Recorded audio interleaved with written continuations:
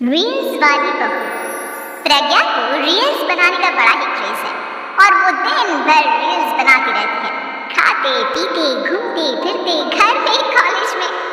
Reels बनाने के कारण प्रज्ञा पूरे कॉलेज में हाईलाइटेड है। जहां उसकी रील्स सभी को पसंद आते हैं, वहीं मनीषा चिंता में डूबी रहती है। एक रोज जब खाते हुए प्रज्ञा रील्स बना रही होती है, तब मनीषा कहती है, एक मिनट भी चैन नहीं है इस लड़की को। ये नहीं कि खाना तो आराम से खा ले, लेकिन नहीं, अरे थोड़ी देर रील्स नहीं बनाओगी तो आसमान नहीं टूट पड़ेगा। अरे मम्मी, इसी को तो कहते हैं डिटर्मिनेशन। तुम नहीं समझोगी ये सब। भगवान, इस लड़की को सद्बुद्धि दे। जब देखो तब टेढ़ा बाका मुंह बनाती रहती है। मनीषा की बात का प्रज्ञा पर जरा भी असर नहीं होता और वो खाते खाते रील्स बनाती रहती है। दिन बीतने लगते हैं और देखते देखते प्रज्ञा का कॉलेज भी खत्म हो जाता है। आए दिन कोई ना कोई मनीषा को प्रज्ञा की शादी करवाने का सुझाव दे जाता है। सब ठीक ही कहते हैं, प्रज्ञा की शादी कर देनी चाहिए। अपने घर के कामकाज में व्यस्त हो जाएगी तो खुद ही ये रील्स और नाच गाना बंद हो जाएगा। मनीषा और प्रेम प्रज्ञा के लिए एक अच्छा लड़का ढूंढने लगते हैं और तभी विकी का रिश्ता प्रज्ञा के लिए आता है, जिसने प्रज्ञा को उसकी रील्स देखकर पसंद कर लिया था। अगले दिन विकी अपने माता पिता के साथ प्रज्ञा के घर पहुंच जाता है और प्रज्ञा साड़ी पहने हाथों में चाय की ट्रे लिए उनके सामने आती है। जब विकी को पसंद है तो हमें भी बहू पसंद है। बहन जी, आप बारात की तैयारी कीजिए। एक बार लड़का लड़की अकेले में बात कर ले तो अच्छा रहेगा। हाँ हाँ, क्यों नहीं। मनीषा विकी को प्रज्ञा के कमरे में भेजती है, जहाँ प्रज्ञा पहले से ही रील्स बना रही होती है। तभी विकी कहता है, आ गए आपके साजन जी। हमारे साथ ये रील्स कंप्लीट करती तो और भी अच्छा रहता। अच्छा जी, आप आ ही गए हैं तो बना ही लेती हूँ आपके साथ।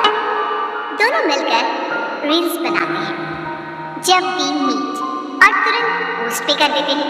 फिर विकी कहता है, जब आप साड़ी में चाय लेकर आई तब मुझे लगा कि कहीं मैं गलत घर में तो नहीं आ गया। आप सही है। दोनों की शादी पक्की हो जाती है और शादी के दिन भी प्रज्ञा रील्स बनाने से चुकती रही। यहाँ तक कि बारात के समय भी नाचते हुए रील्स बनाती है। सभी लोग प्रज्ञा की तारीफ के पुल बांध देते हैं और प्रज्ञा नाचती गाती अपनी ससुराल चली जाती है। सब कुछ अच्छा चल रहा होता है। प्रज्ञा यहाँ भी दिन भर हर चीज की रील्स बनाती रहती है। लेकिन कुछ दिनों के बाद जब सुनीता कहती है, बहू, ये रील्स के साथ साथ कुछ काम भी कर लिया करो। वैसे तुझे और क्या क्या बनाना आता है? मम्मी जी, वैसे तो सब कहते हैं कि मैं सब कुछ अच्छा बनाती हूँ, लेकिन मुझे लगता है कि मैं मैगी अच्छा बना लेती हूँ। हाँ, कॉफी भी अच्छा बना लेती हूँ और मुँह तो सबसे अच्छा बना लेती हूँ। अच्छा अच्छा। सुनीता अपना माथा पकड़ लेती है और कहती है, बहू, कुछ खाना बनाना भी सीख लेती। मम्मी जी, मैं लंबी प्लानिंग कर रही हूँ। जल्दी ही मैं इतनी फेमस हो जाऊंगी कि मुझे पैसे मिलने लगेंगे। हम दोनों सास बहू राज करेंगे, राज। नौकर काम करेंगे और लोगों की तो लाइन लगेगी हमसे मिलने के लिए। तेरा दिमाग खराब हो गया है क्या बहू? हंसी मजाक तो ठीक है, लेकिन इस तरह घर नहीं चलते। जितना जल्दी हो इस घर के तौर तरीकों को सीख लो।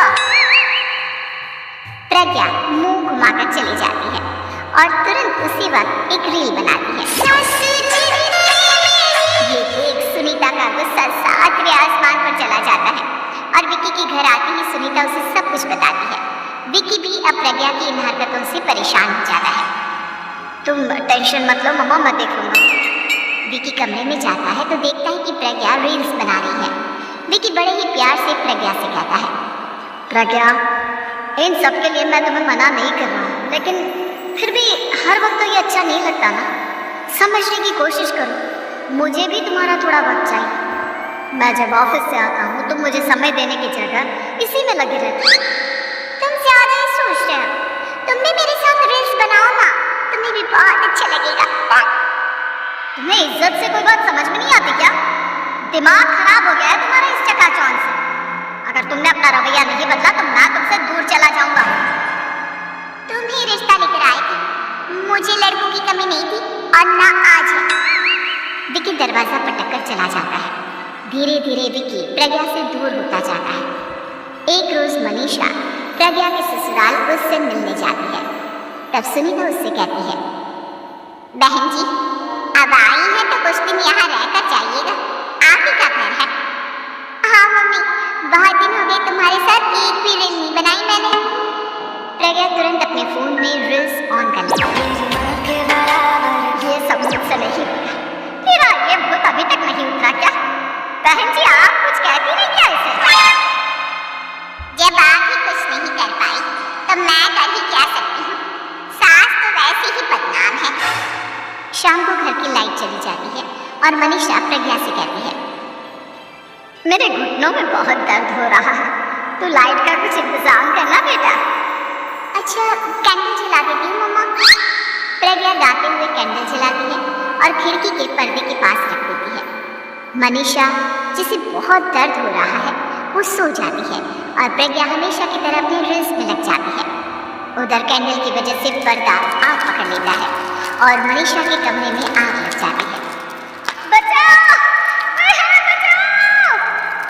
सभी भागते हैं और विकी कमरे की आग बुझाने में लग जाता है, लेकिन तब तक मनीषा आधी जल चुकी थी। मनीषा की हालत देख प्रज्ञा रोने लगती है। विकी मनीषा को तुरंत हॉस्पिटल ले जाता है और उसे एडमिट कराता है।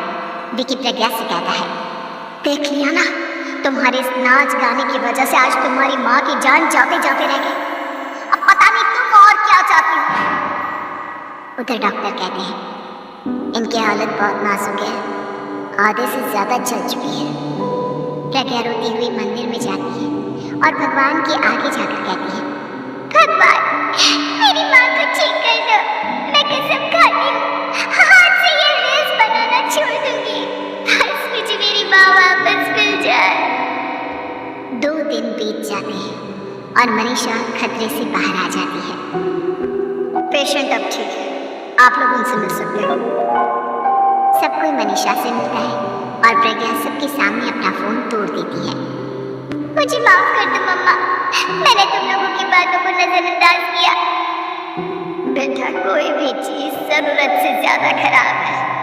मैंने तुम्हें रील्स बनाने से कभी मना नहीं किया, लेकिन हर वक्त एक ही चीज तो सही नहीं है। मैं समझ गई हूँ मम्मा, आई एम सॉरी। प्रज्ञा उस दिन से रील्स बनाना छोड़ देती है और पूरी तरह से अपने घर में लग